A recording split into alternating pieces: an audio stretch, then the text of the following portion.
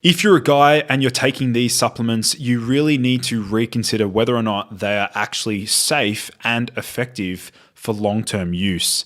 So in this video, what I'm going to do is break down the worst supplements for men and specifically give you my criteria for critiquing these specific supplements. So first of all, if we look at the supplements themselves, what I want to do is outline why I consider these not worthwhile using. So the first one is that it possesses severe side effects during usage, so on cycle.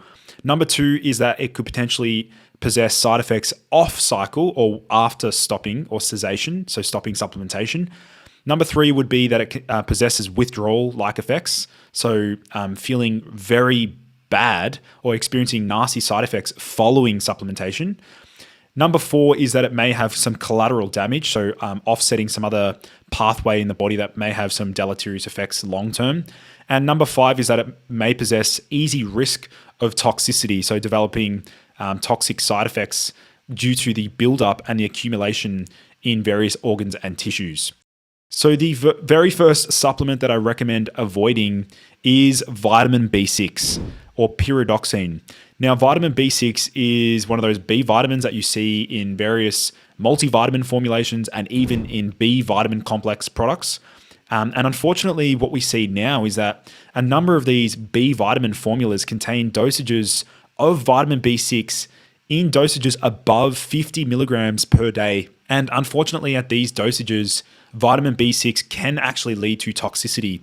We can see an example of this in this study here. The study was titled Vitamin B6 Toxicity Revisited, a case of reversible pyridoxine-associated neuropathy and disequilibrium. Now, the key point here is that we need to realize that even if we're using the inactive form or the active form of B6, of vitamin B6, this can still lead to side effects and toxicity. And so what I really want to caution is the long-term use of high doses of vitamin B6. Long-term use can lead to tingling, numbness, changes in sensory perception, potentially even changes in taste.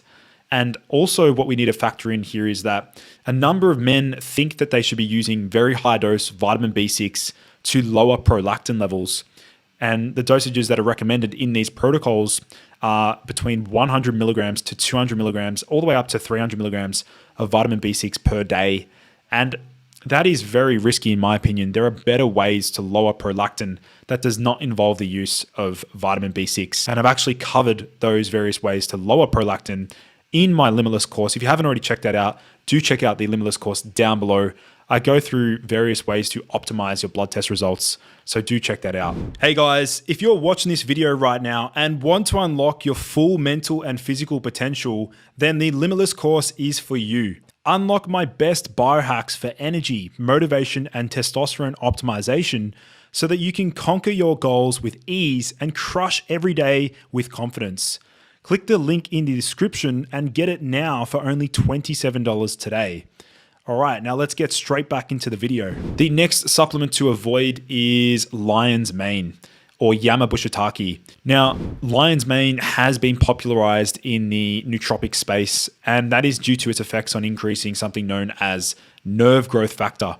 However, the collateral damage that lion's mane can induce is related to its effects on DHT and also its effects on the kappa opioid receptor in the brain, which when we agonize this kappa opioid receptor, which is what lion's mane can do, this can lead to a state known as dysphoria, which is the opposite of euphoria. And so interestingly, I came across this particular study that was titled 4 weeks of Hericium erinaceus, which is lion's mane supplementation, does not impact markers of metabolic flexibility or cognition.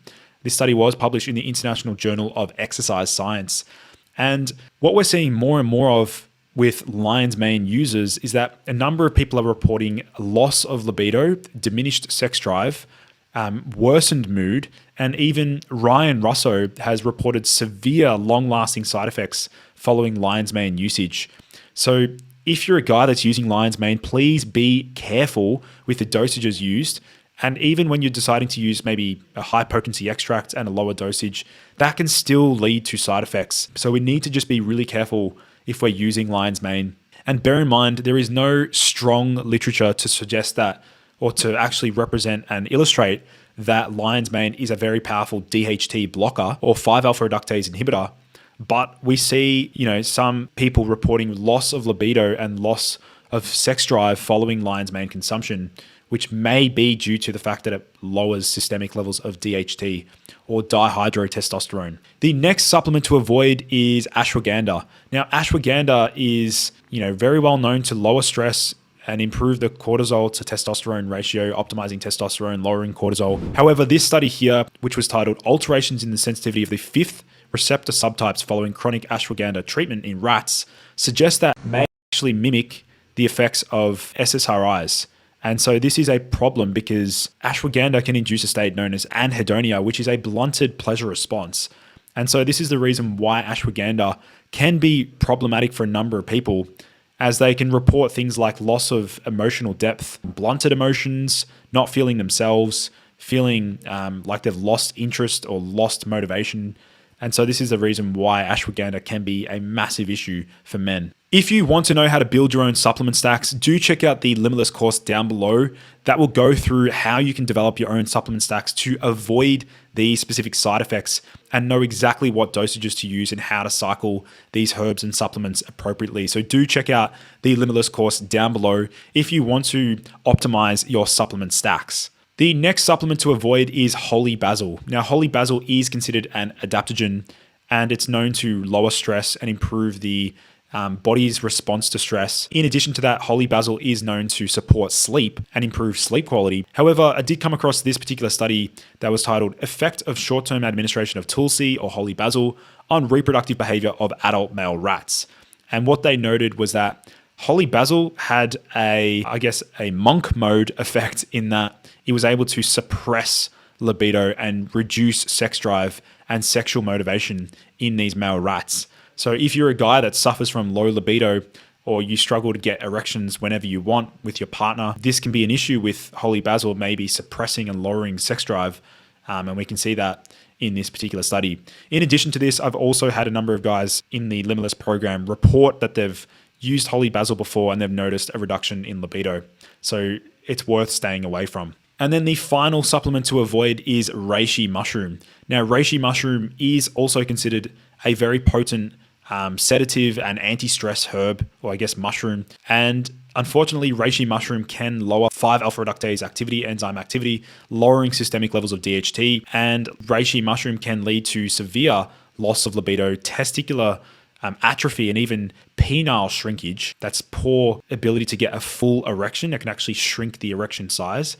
And so we can see here this Reddit user, although this is not the strongest form of evidence, mentioned that update after quitting lion's mane and reishi, libido is back to normal. And he said, I posted previously how taking both 8-to-1 extracts of lion's mane and reishi killed my libido and gave me ED.